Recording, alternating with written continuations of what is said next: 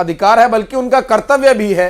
ये अधिकार और कर्तव्य की जो समझ है ग्रामीण मतदाताओं में अपेक्षाकृत क्या अधिक होती है, ये भी एक समझने का विषय होगा। नारायणपुर में केदार कश्यप ने अपना वोट डाला है। इस बीच एक बड़ी खबर छत्तीसगढ़ से आपको बता रहे हैं, जहां कांग्रेस के चंदन कश्यप से उनकी टक्कर है और बतौर उम्मीदवार भी इस बार मैदान में है। नारायणपुर से केदार कश्यप ने अपने मताधिकार का इस्तेमाल किया और कांग्रेस के चंदन कश्यप से उनकी सीधी टक्कर है इस बार।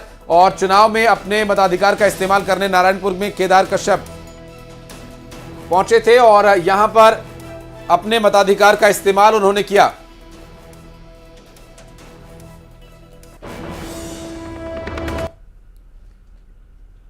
तो छत्तीसगढ़ का यह रण लगातार अब और दिलचस्प होता हुआ, चूंकि वोट की मतदान की जो प्रक्रिया है वो शुरू हो चुकी है और जो 7 बजे से वोट वाली विधानसभा की सीटें और बूथ है, ये देखिए केदार कश्यप पहुंचे अपने मताधिकार का इस्तेमाल करने के लिए।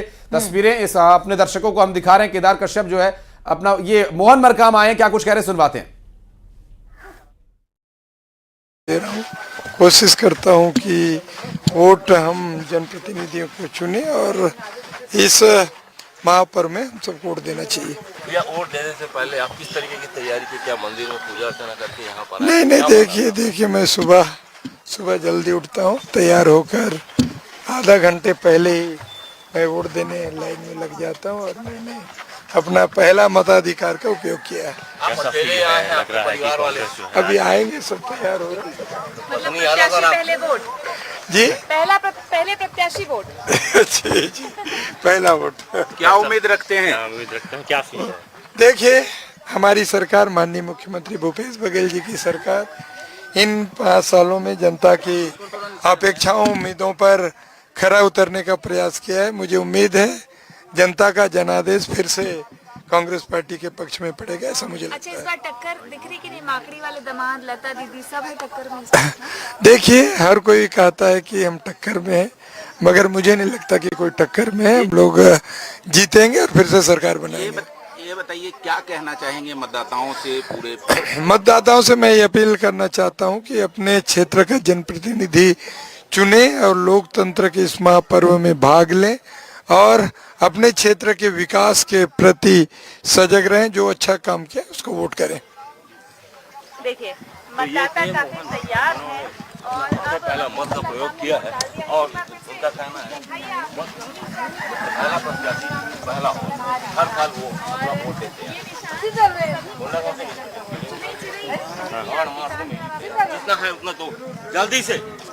ये समझिए कि केदार कश्यप ने भी कहा कि आप पहुंचे तो हम भी आ गए और केदार कश्यप की तरफ से भी देखिए मताधिकार का प्रयोग किया जा रहा है। ये तस्वीरें हम आपको दिखा रहे हैं उसी दौरान की जब केदार कश्यप मताधिकार का प्रयोग करने के लिए मतदान केंद्र में पहुंचे थे। और अवंतिका, ये वो स्याही उंगली पर लगी, ये वो स्याही है जो ये एहसास कराती है जिम्मेदारी का। ये वो स्याही है जो ये बताती है कि ये लोकतंत्र है, दुनिया का सबसे बड़ा लोकतंत्र है। और कुछ तथ्य जो बीते कुछ सालों में सामने आए हैं उसे देखते हुए अगर कहा जाए कि दुनिया का सबसे पुराना लोकतंत्र भी है तो गलत नहीं होगा। केदार कश्यप अपने मताधिकार का इस्तेमाल करने के लिए जो वोटिंग बॉक्स है उसके पीछे जाकर अपने मताधिकार का इस्तेमाल कर रहे हैं। ये वो अधिकार है जो कि संविधान ने भारत के हर एक नागरिक को दिया है। क्या अमीर, क्या गरीब, क्या पढ़ा लिखा और क्या अनपढ़, और क्या बुजुर्ग, क्या महिलाएं, ये वो सभी बैरियर्स को तोड़ता है, सभी उन ऊंच नीच और भेदभावों को मिटाता है। संविधान ये अधिकार हर भारतीय को देता है कि वो अपने मताधिकार का इस्तेमाल करे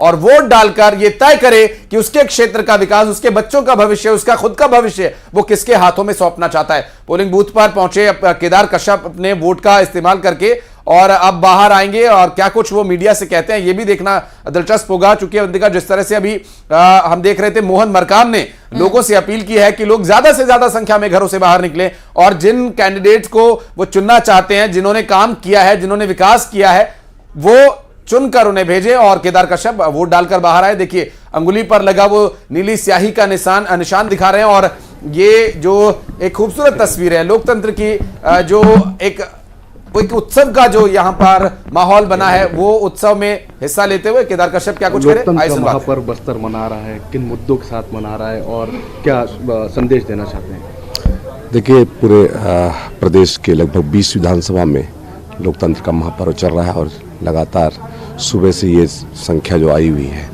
वो इस बात को साबित करता है कि छत्तीसगढ़ पे कांग्रेस की सरकार को यहाँ से हटाए और विकास की गंगा बहाए।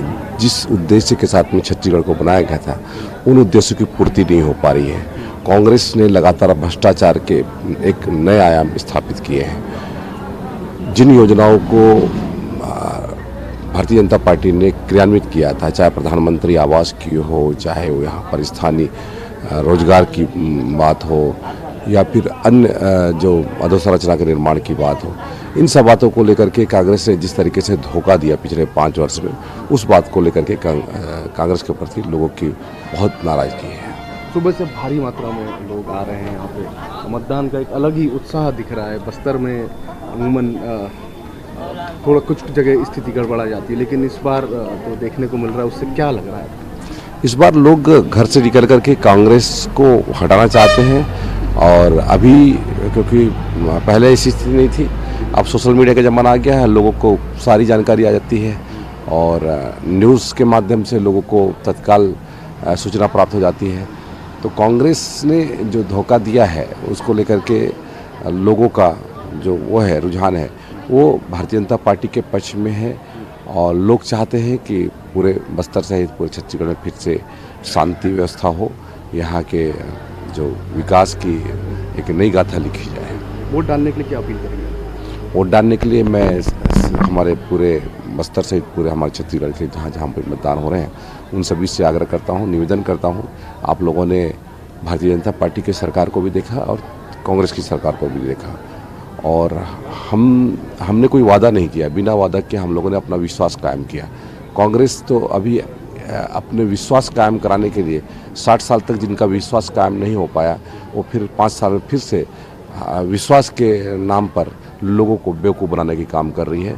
इसलिए मेरे आप लोगों से निवेदन है कि आप सभी भारतीय जनता पार्टी के पक्ष में ज़्यादा से ज़्यादा मतदान करके छत्तीसगढ़ में भारतीय जनता पार्टी की सरकार बनाए, ताकि छत्तीसगढ़ में जो माननीय स्वर्गीय अटल बिहारी वाजपेयी जी ने जिन उद्देश्यों के साथ में छत्तीसगढ़ का राज्य का निर्माण किया और आज देश में माननीय नरेंद्र मोदी जी की सरकार है, तो दोनों स्थान पर जब भारतीय जनता पार्टी की सरकार होगी तो निश्चित तौर से विकास की एक नई गंगा बहेगी।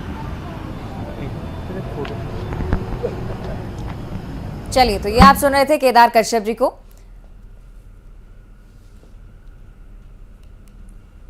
ठीक है, हमारे 2 संवाददाताओं के पास आपको लिए चलते हैं। आकाश शुक्ला है और राकेश शर्मा है। हमें धीरे धीरे स्थिति हमें समझाएंगे क्या कुछ चल रहा है। भानु प्रतापपुर का सबसे पहले रुख, आकाश शुक्ला हमारे सहयोगी जुड़ चुके हैं। आकाश, जरा भानु प्रतापपुर में बताइएगा, क्या मतदान यहां पर शुरू हो चुका है?